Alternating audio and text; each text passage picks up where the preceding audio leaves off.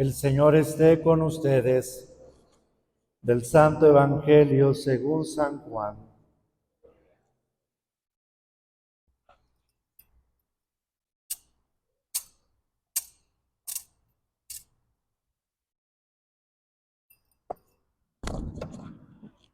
En aquel tiempo, entre los que habían llegado a Jerusalén para honrar a Dios en la fiesta de Pascua, habían unos griegos los cuales se acercaron a Felipe, el de Betsaida de Galilea, y le pidieron: Señor, quisiéramos ver a Jesús. Felipe fue a decírselo a Andrés, Andrés a Felipe, y se lo dijeron a Jesús. Y él le respondió: ha llegado la hora en que el Hijo del Hombre sea glorificado. Yo les aseguro que si el grano de trigo sembrado en la tierra no muere, queda infecundo, pero si muere, producirá mucho fruto. El que se ama a sí mismo se pierde. El que se aborrece a sí mismo en este mundo se asegura para la vida eterna. El que quiera servirme, que me siga, para que donde yo esté también esté mi servidor. El que me sirve será honrado por mi Padre. Ahora tengo miedo. ¿Le voy a decir a mi Padre: Padre, líbrame de esta hora? No, pues precisamente para esta hora he venido. Padre, dale gloria a tu nombre. Se oyó entonces una voz que decía: lo he glorificado y volveré a glorificarlo. Dentro de los que estaban ahí presentes y oyeron aquella voz, unos decían que había sido un trueno, otros que le había hablado un ángel. Pero Jesús les dijo: esa voz no ha venido por mí, sino por ustedes. Está llegando el juicio de este mundo. Ya va a ser arrojado el príncipe de este mundo.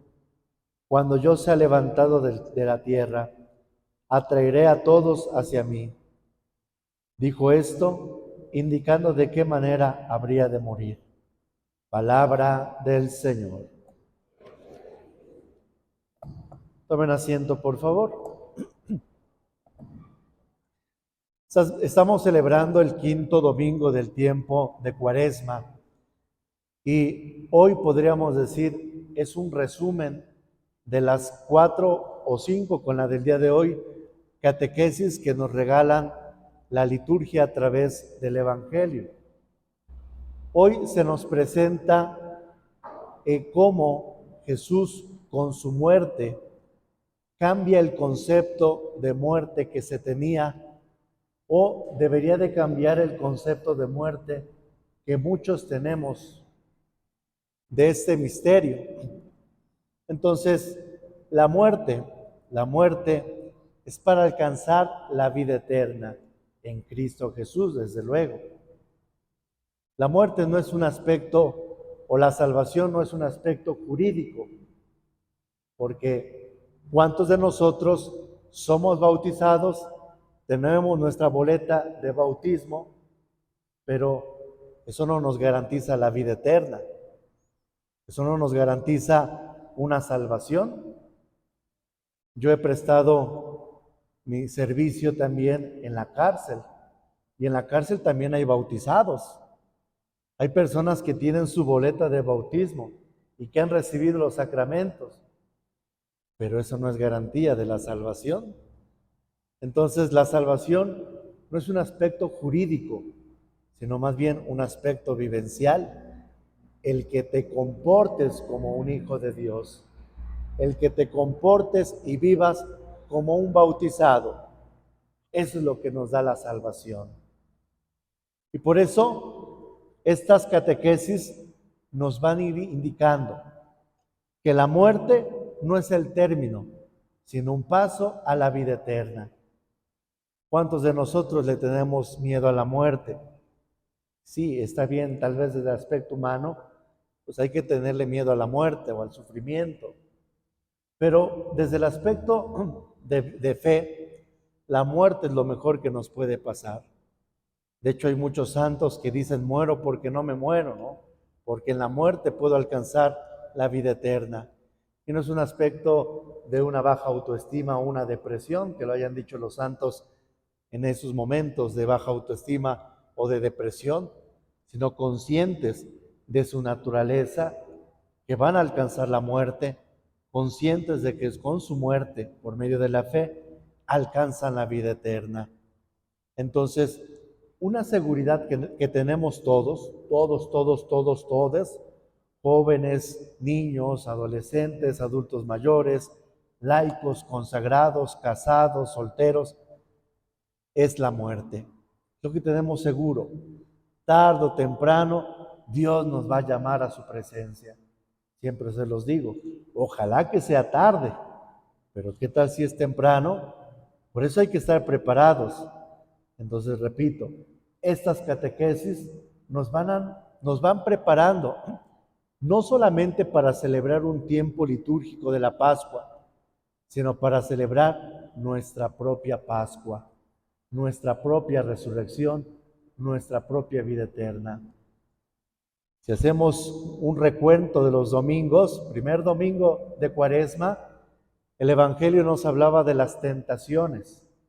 Jesús nos enseña cuál es el camino del cristiano, el superar las tentaciones. En el Padre Nuestro le decimos que no nos deje caer en la tentación, pero muchas veces le decimos a Dios que no nos deje caer en la tentación, pero muchas veces nosotros mismos estamos buscando las tentaciones, estamos coqueteando con el pecado, estamos seduciendo al pecado. Entonces Jesús nos enseña que las tentaciones se deben de vencer, que se tienen que hacer a un lado. Podríamos hacer esta dinámica, ¿no? Aquel que vence las tentaciones en el quinto domingo, el día de hoy, puede entender que se puede ganar la vida eterna venciendo las tentaciones. Segundo domingo, el domingo de la transfiguración, nos presentaba este evangelio. El pecado nos desfigura, Jesús nos configura. Hay que tener una meta. Cuando uno tiene una meta, lucha por esa meta. Muchas veces hacemos nuestros proyectos de vida, pero no contemplamos la vida eterna. Muchas veces nuestros proyectos de vida están en nacer, crecer, tener una familia, hacernos ancianos y ya. Juntar un dinero para alguna emergencia, para en la vejez, alguna emergencia. Y a veces eso es nuestro proyecto de vida. Pero nuestro proyecto de vida tiene que ir siempre a la vida eterna.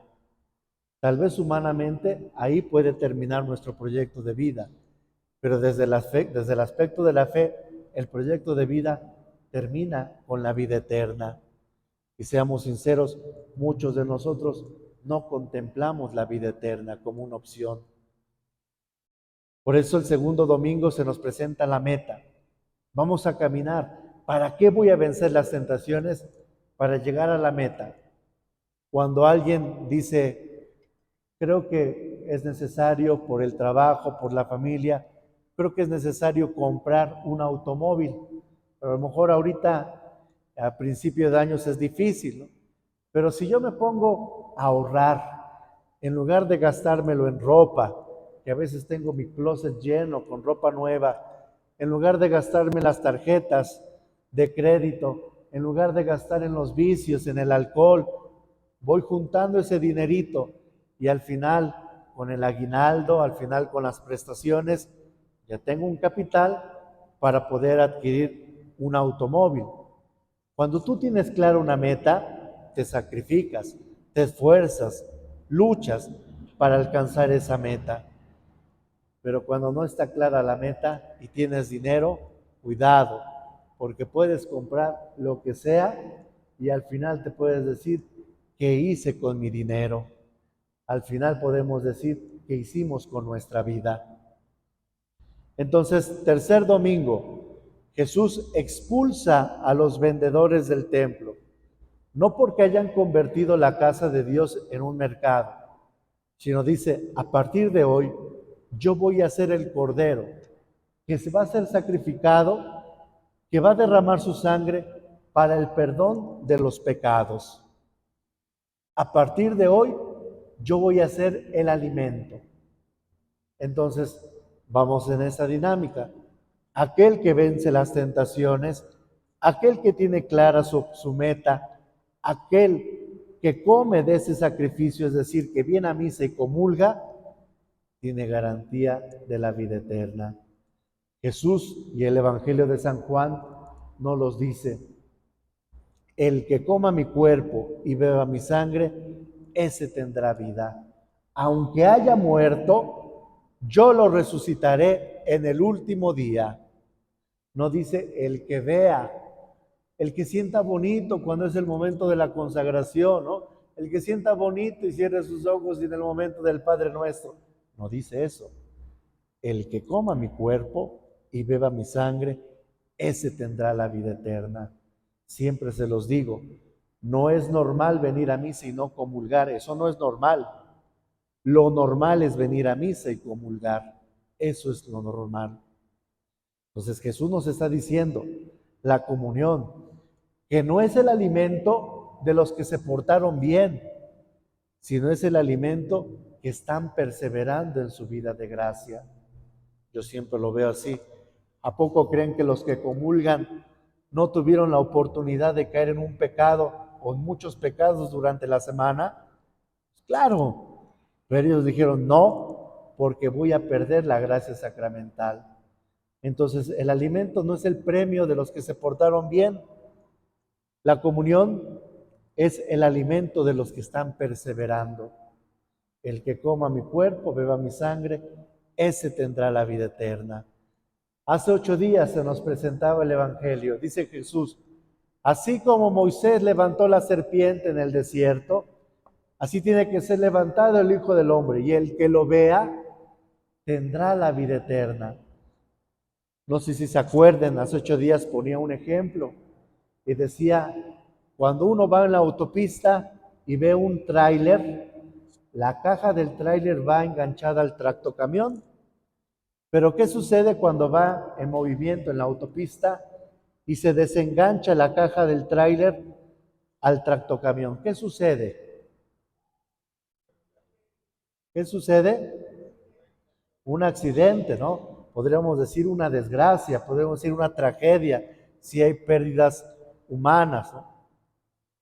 Entonces, el Evangelio dice ver, pero ver no es mirar. El verbo ver en griego es enganchar. Cuando nosotros estamos enganchados con Cristo, pasa como cuando el tractocamión lleva la caja. A donde va el tractocamión, va la caja. A donde va Cristo, vamos nosotros. Pero cuando nos desenganchamos, como cuando se desengancha la caja al tractocamión, ocurre una desgracia, ocurre una tragedia, ocurre la condenación eterna. Entonces, si nosotros nos damos cuenta, son catequesis que si las ponemos en práctica, nos garantizan la vida eterna, nos garantizan la salvación. A su momento, no lo hice aquí no porque nos estén grabando y se transmita en las redes sociales, ¿no? Pero a su momento yo les preguntaba a los feligreses, a ver, ¿de qué trató el primer domingo de Cuaresma? Nadie. El segundo domingo, nadie. El tercer domingo, nadie, y así. Y algunos se reían y yo les decía, qué vergüenza. Nada más y nada menos nos estamos jugando nuestra salvación o nuestra condenación. A mí no me daría risa el que yo me esté condenando. Entonces, esto no es un tema menor, es un tema muy importante, nuestra propia salvación. Si el grano de trigo no muere, queda infecundo. ¿Y cuántos de nosotros estamos a eso, a quedar infecundos? La salvación no se gana al final, se gana ahorita. Nunca lo voy a hacer porque hay muchas razones por las cuales no se pueden hacer. La primera, el respeto. La segunda, la ética. La tercera, el sigilo sacramental. entre otras cosas. Pero si yo tuviera la oportunidad de grabar, ¿no?, el momento en cuando yo voy a auxiliar a una persona agonizando y que yo les tuviera la oportunidad de transmitirles o reproducirles aquella confesión, muchos de nosotros podríamos reflexionar sobre la vida eterna.